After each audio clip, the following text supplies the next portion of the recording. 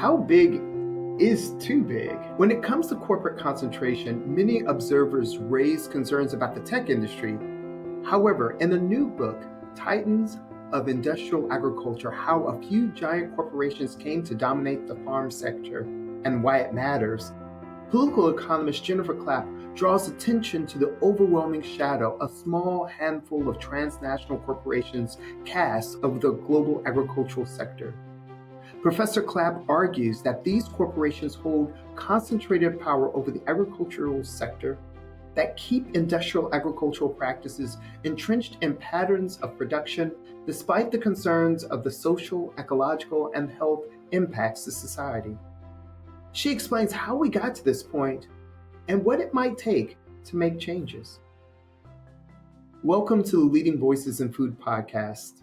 I'm Norbert Wilson, a professor of public policy at the Sanford School of Public Policy at Duke University and director of the World Food Policy Center. It is my great pleasure to welcome my colleague and co-host Erica Weinthal, the Blackburn Distinguished Professor at Duke University's Nicholas School of the Environment. Thanks, Norbert. I'm really pleased to introduce our guest today, political economist Jennifer Clapp from the University of Waterloo School of Environment, Resources, and Sustainability. Jennifer's work at the intersection of the global economy, food security and food systems, and the natural environment looks specifically at issues of global governance. She is currently a member of the International Panel of Experts on Sustainable Food Systems and a member of the Scientific Advisory Committee of the UN Food Systems Coordination Hub. Good to see you, Jennifer. Nice to see you, and thank you for that introduction. Jennifer, let's just jump right in. And I'd love for you to help our listeners understand a little bit more about your book. You write about corporate concentration in the agricultural input sector. Can you explain what this involves and what products are we really talking about? Yes, the book is about what we call the agricultural inputs industry, and that's really 4 different product types, typically, and maybe a 5th that we can talk about. So one of them is farm machinery, and that's really referring to things like plows and tractors, harvesters, et cetera, that kind of machinery on the farm. The second industry is the fertilizer industry, which is all about, the nutrients that we bring to the soil through fertilizer products like nitrogen, phosphorus, and potash. And the seed industry, that's another industry that is a key input for farmers. And then also pesticides. And when we talk about pesticides, we're referring to things like insecticides, chemicals that kill insects, but also chemicals that kill weeds and fungus. And so those are the 4 sort of big inputs that I talk about in the book, but also the book covers a 5th input, an emerging input, which is data. And this is especially as we're seeing the datafication and digitalization of farming. Increasingly, data has now become a commodity that is bought and sold as an input into farming. Great. I've got to ask, what drew you to the input industry? I mean, let's be honest, that's not the thing that most people get excited about. Why should we be concerned? Yeah, that's a great question. I've actually had a very long interest in the seed and chemical industry. That goes way back to the start of my career because I did studies in agriculture for my PhD dissertation, but then I got quite interested in toxic waste. And then that sort of drew me to this question of the global pesticide trade. And when I learned that, oftentimes, like in the US, there might be a banning of a pesticide that's no longer in use, but it was still being traded globally. And I found this very fascinating and how that industry worked. And that kind of drew me into understanding the connections between seeds and chemicals. And then when the digitalization of farming came along in recent decades, it became really clear that it wasn't just chemical and seed industry involved in that digitalization. It was also the fertilizer and the farm machinery sector. And so it made me want to understand the interconnections between these industries. And I know it's like maybe a bit specific, but they have huge consequences in terms of the way our food systems look like. And so that really drew me to understand, where did these inputs come from and why are they controlled by just a few large companies? Jennifer, I want to ask you a question about why this sector, especially related to the inputs, is so important when we're talking about food systems, and especially their social and ecological dimensions.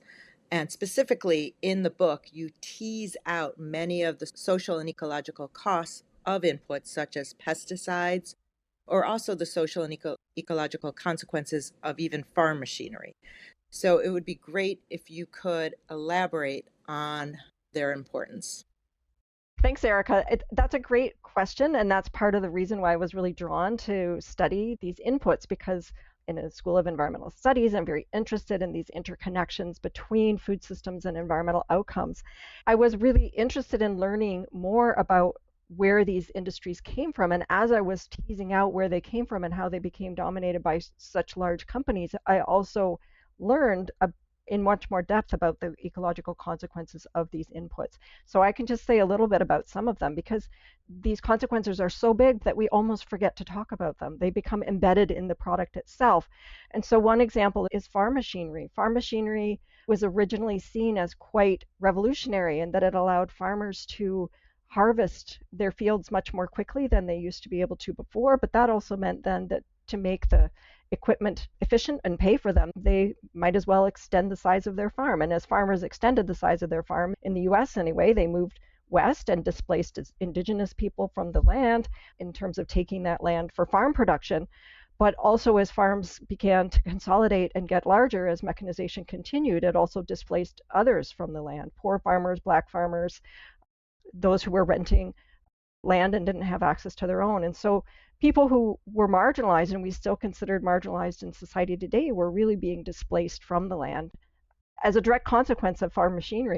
It's not that farm machinery is like necessarily something that we want to do away with today, but I think we need to recognize those historical connections and really understand that when you see a book for a small child about farming and there might be a picture of a farmer and it's usually a white guy sitting on a tractor, we can forget that image has a lot of baggage associated with it in terms of displacement and inequality. And I think we need to recognize that. But it does not just stop there. There's also plowing disturbs the soil, heavy machinery compacts the soil, so it can harm fertility of the soil as well. And the machinery part of the equation has long been a source of inequality in terms of being very expensive for farmers. And so it's been one of the main reasons farmers have often been driven into debt. So farm machinery might have been liberating in one sense to allow increased production, but it did come with costs that we should acknowledge. We also need to recognize the ecological and social costs associated with the fertilizer industry. And this industry goes way back to the 1840s, and we saw the rise of the guano trade. And we can think immediately of the working conditions of the workers who were digging the guano in the Chincha Islands of Peru. And often they were coming from Asia and facing really harsh working conditions. But then when we saw the rise of synthetic nitrogen in the early 20th century, the costs shifted in a way towards the costs of fossil fuels. A huge amount of natural gas used in the synthesis of nitrogen, and also the climate consequences of the nitrous oxides that come from the application of synthetic nitrogen into the soil. So again, there's like enormous ecological and social impacts from that particular input. Similarly, when we talk about seeds, the hybridization of seeds in the 1920s and 30s also raised huge concerns about plant genetic diversity. And we know that in the last century or so, we've lost around 75% of plant genetic diversity for crop genetic diversity. And this is because of the way in which we started to see the uniformity of the genetic makeup of seeds, but also the monocultural planting of seeds really reduced that kind of diversity. And then intellectual property protection on seeds that came with the hybridization of seeds also led to a decreased ability of farmers to save their own seed and exchange their own seed with their neighbors. So again, social and ecological costs. And finally, when we talk about pesticides, we have seen enormous issues with respect to pollution, runoff, these kind of bioaccumulation of these toxic chemicals that have enormous health consequences. So all of these inputs have very large impacts in terms of their social and ecological costs. And we can even extend that to the issue of data today. There's a lot of concern about data platforms for digital farming where farmers are signing away the rights to the data that are coming from their own farms, and they don't have the kind of interoperability with other data sharing systems. And there's also a lack of clarity about who owns that data. So again, there's big issues with respect to these inputs and how they are affecting both social and ecological dynamics within the food system. Thank you for helping us understand the social and ecological impacts of these inputs into the farming industry. This is a really rich conversation, and I want to understand a little bit more. There's a big part of your text that's about the concentration in the input sector. What does it look like today, and was it always this way? It's a great question because it's almost a trick question because we tend to assume that this high level of concentration that we see today is something that's new. But what I found in my research is that the high degree of concentration actually has a long history that goes back about a century or more in some cases. And so when we're looking at each of these sectors, the farm machinery, for example, it's controlled, most of the market is controlled by about just four firms and they control around 50% of the global market. But when you look specifically at national markets in the US, for example, John Deere, the largest company that makes farm machinery, it controls over 50% of the tractor market. That's just one firm alone. It's similar dynamics when we look at fertilizer, seeds, and pesticides. In fertilizer, for example, just two firms control 100% of North American potash production, and four key companies control a large amount of the global fertilizer trade. In seeds, it's also very similar, and in pesticides. So, in the seeds and pesticides, that's especially interesting because since the 1980s and 1990s, the seed and pesticide companies actually merged with each other. So, we can't even say there's a set of seed companies and a set of chemical companies. It's actually seed and chemical companies. It's one set. And they control around 60% of the global seed market and around 70% of the global pesticide market. And that's really what prompted me to want to work on this book is that after 2015, there was a set of mergers in the seed and chemical sector that concentrated those firms even further. They used to be dominated by six firms. We used to call them the Big Six. And then they had major mergers where Bayer bought Monsanto, Dow and DuPont merged and formed Corteva, Syngenta Group was bought by ChemChina and then bought by Sinochem, a big Chinese chemical company, and then BASF bought up all the bits that the other companies were forced to sell to pass regulatory hurdles. And so we ended up with the big four, and these companies produce both seeds and chemicals and have quite an enormous impact in terms of their market dominance. Wow, this is really important. And I think it's a topic that many of us who look at the food industry aren't paying attention to. And so I'm really appreciative of you laying out this concentration that's taking place. Jennifer, when reading the book, I was really struck by the fact that this is not just a book about the farmers themselves and the farming industry and the companies that provide the inputs, but you also touch upon the role of universities and university science and scientists, and also the role of government in helping to fuel or seed innovation in this sector. And, here I was hoping you could talk about this important role for universities and also the government, given that we're in a current moment where we're seeing a retrenchment from investments by government and also the ability of universities to continue to seed innovation. So I was hoping you could share some of your insights. Yeah, it's certainly an interesting time on the landscape of spending on innovation and with a retrenchment of state pulling back away from supporting technological innovation and other innovations. And that's certainly true in the farm sector. And that's very different from the situation if we go back to the 1800s and see, as you mentioned, the role that the state played in terms of really trying to support innovation in these sectors. And what I argue in the book is that these firms they got big in the first place and they were able to consolidate in the first place through a series of what I call market technology and policy factors. And it's kind of messy, so I put them in these three big categories. But in terms of these market factors, that's what most people tend to think about when they think, oh, a firm got big, maybe it's just more efficient, it's able to produce products more cheaply, and therefore it just grew to be big. And that's much more complicated than that, of course. And that's because, as you said, this role of technological change in which universities have played a really important role and government support. And throughout history in the US, a lot of the book focuses on the US because we have good information and data there. And the US set up the land grant college system really to support development in the agricultural sector. And that gave us, a lot of the innovations that led to, for example, the hybridization of seeds. And the corporations that took up that innovation that the state supported through university research those firms also work directly with universities in many instances to have these kind of collaborative relationships to develop herbicides, to develop seeds, to develop further farm machinery, et cetera. So that role of technological innovation is really important, and that innovation doesn't just come from nowhere. It doesn't just pop up. It doesn't just show up one day, right? It comes from investment at universities and research and development. And so that has been a really important strand to develop this kind of industrial agriculture. And now we know from university research, et cetera, that there are some problems associated with it. Yet it's proving hard to get that kind of funding to spur a new transformation towards a more sustainable agriculture because we're not giving that kind of state support and support to universities to do that research and innovative work to lead us towards more sustainable agriculture. So I think there's a lot there that we need to work on, and that's some of the recommendations that I make at the end of the book, is that we need to shore up that kind of public investment in innovation in alternative systems to address some of the problems.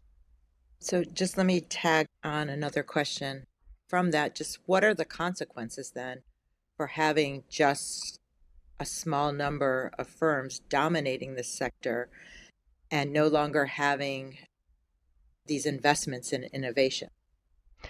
Yeah, so what we're seeing increasingly as the state has pulled away from supporting agricultural research is that most of that agricultural research now is being done by private corporations.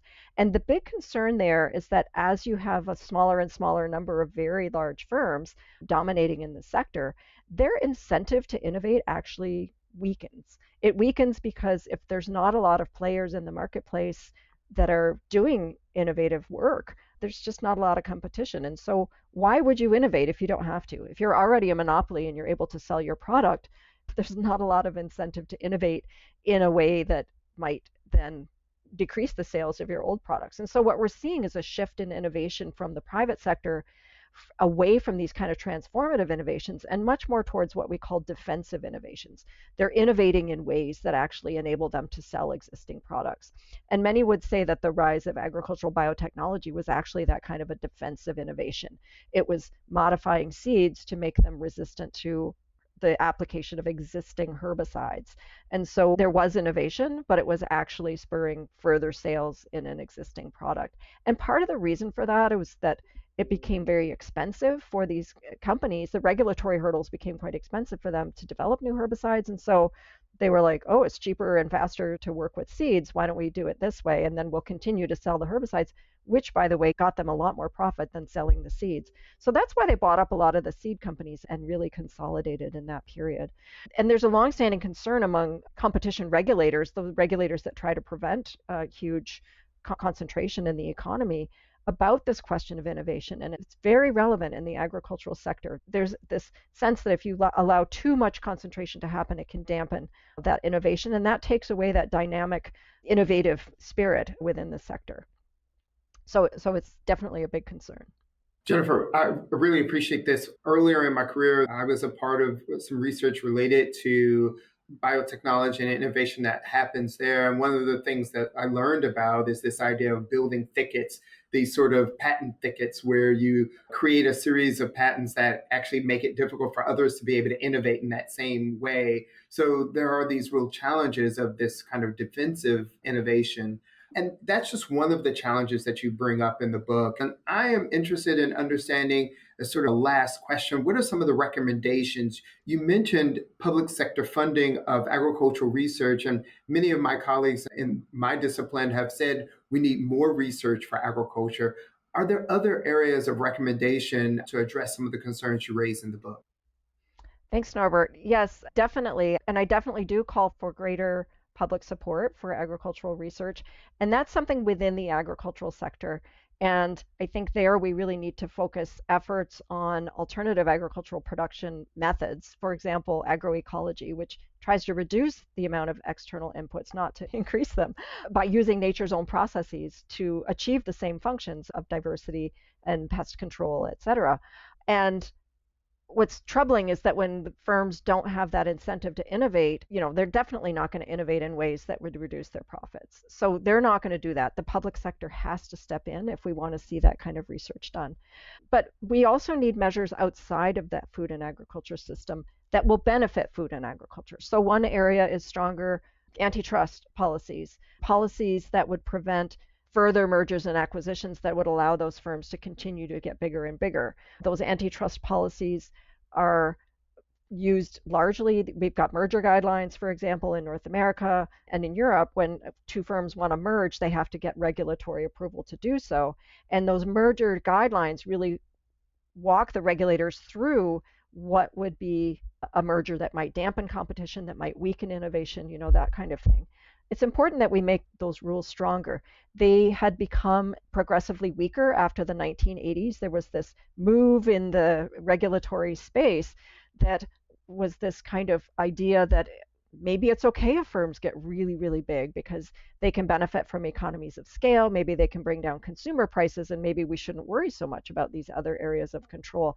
And there's been a bit of a shift in view around this in recent years, where we've seen the rise of concern about these very big companies, especially we see with the big tech companies taking control over all these aspects of our lives. And people are saying, wait a minute, maybe we don't want to have this just a few companies controlling so much of our lives. And so, we need to think about other ways to enforce antitrust policies to make them stronger so that we foster more competition and not just focus on whether something's more expensive or not. And it's a bit of a hard thing to explain to some people. Obviously, people want to see lower prices, but the idea that we have to get across is that when competition dies, when it's not there, that's when the monopoly can really raise prices. And so we need to have that competitive marketplace in order to spur innovation and also to bring prices down. So that's really important, and that's a kind of agenda item that involves food and agriculture, but it's outside of the food and agriculture sector. It encompasses more. And another area where I think we can do more is to rein in the kind of undue corporate influence on the policy process.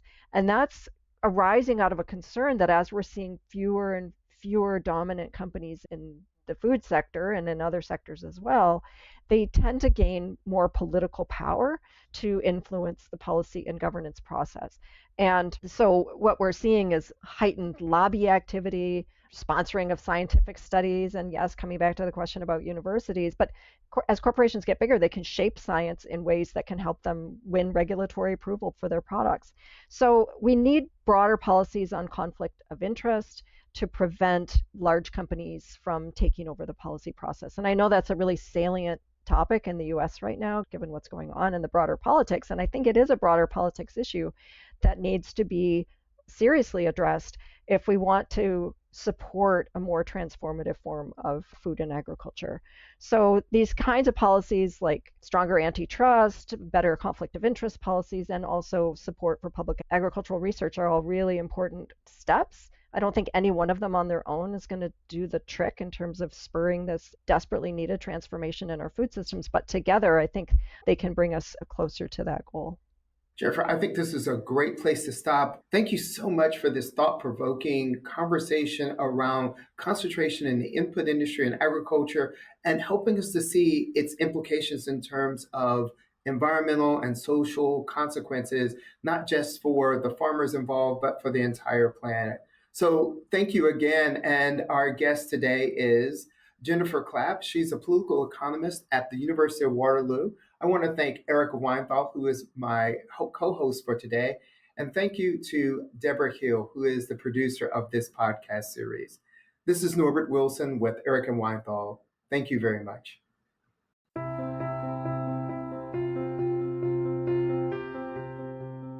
Thank you for listening to the Leading Voices in Food podcast. This program is an educational series produced by Duke University's World Food Policy Center with the goal of promoting productive conversation for food systems change. If you would like to subscribe, you can find it on Apple Podcasts, YouTube Music, or your favorite podcast app. Transcripts are also available on the website of the Duke World Food Policy Center.